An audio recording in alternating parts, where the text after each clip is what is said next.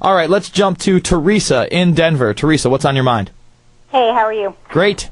Listen, 4 points quickly. Sure. First of all, Van Buren, Martin Van Buren, dying words, there is but one reliance, one trust, is the Mays family, which are the heirs to the largest estate in America, which is out of Colorado, 4-point-some-odd million acres, including all mineral rights, water, gold, et cetera, that was put into an international trust back in the 1840s that still sits, and it only gets passed down to the heirs. I am amazed. Okay. Number one. Number two, finance. Worked special ops many years, negotiations, millions, billions, and trillions for stabilization of economies, et cetera, on the portfolio issue and the bank. All right, hold your point. I'm going to let you come back on the other side and finish up. This is the Alex Jones Show. I am Jason Bermas. Check out my latest flick, Flay-Build Enemies, Infowars.com, PrisonPlanet.tv.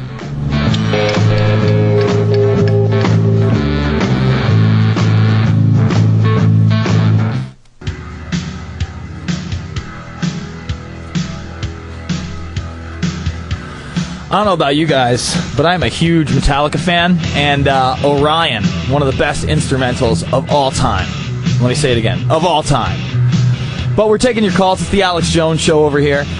We have Teresa from Denver on the line, and she's talking about the heirs and their international trusts, and you were going through your second point, so please continue, Teresa. Okay, finance. The bank audit that's happening right now in the world is basically secondary to, they put all these portfolios together and they skim the money off the top and they put every asset known to mankind into these portfolios, and eventually the portfolios turned out to less than zero in the negative arena. So by default, you're going to have a collapse like we have now. This was not planned. This is just, crappy finance. So you really don't think that it's engineered in any way, shape, or form? No, it's logic. There's a difference between somebody engineering something and logic. Yeah, but listen, the top percentile are going to take this just like they took the 20s, and they're going to have more assets than ever and pennies on the dollar. So I've got to disagree with you there, but continue. In finance, your highest level. I work special ops with the elite in the world in negotiations, millions, billions, and trillions for stabilization of economies. Now, the highest level of finance is a trust, which is the old money, everything that everybody's talking about, Illuminati, blah, blah, blah, blah, blah, royal bloodlines, et cetera, et cetera. Down from the trust, the highest level, are debentures, which break up the money by law, international law, the trust.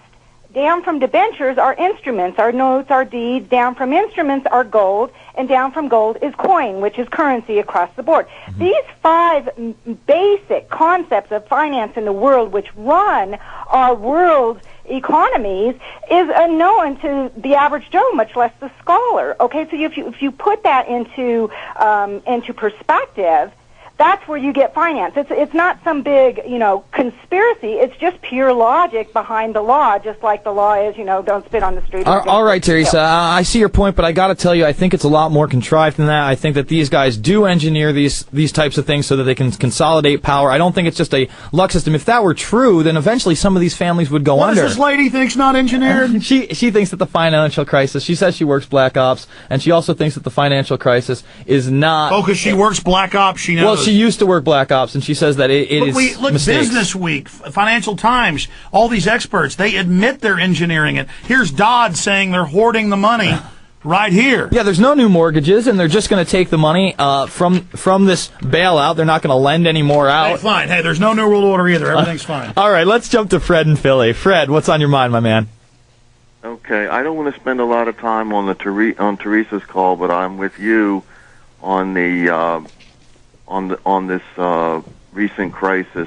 Reason being, the IMF did issue a binding directive to pull in all the central bank's gold, and this was early this year, the spring, I believe, and also in 07 they issued directives to that effect, that they were going to consolidate all the central bank's gold under their ownership. And now, wait, by you saying consolidate all the central bank's gold, where is it going? The text of it. Yeah, where's it going, though? I mean, how do you consolidate the central bank's gold? Like I say, that's something that was in print and electronic media. I don't remember I guess you're going to have to take my word for it. I'm pretty reliable on what I had seen as far as their press release and their action. Well, I got to ask you, what do you think the purpose of that would be to consolidate their gold? Do you think it's maybe to put it out there and then say that there's a shortage so that they'll have to round up the gold of American citizens like they did in the 30s? I think you could, like I said, I don't have a conclusion. I think it is,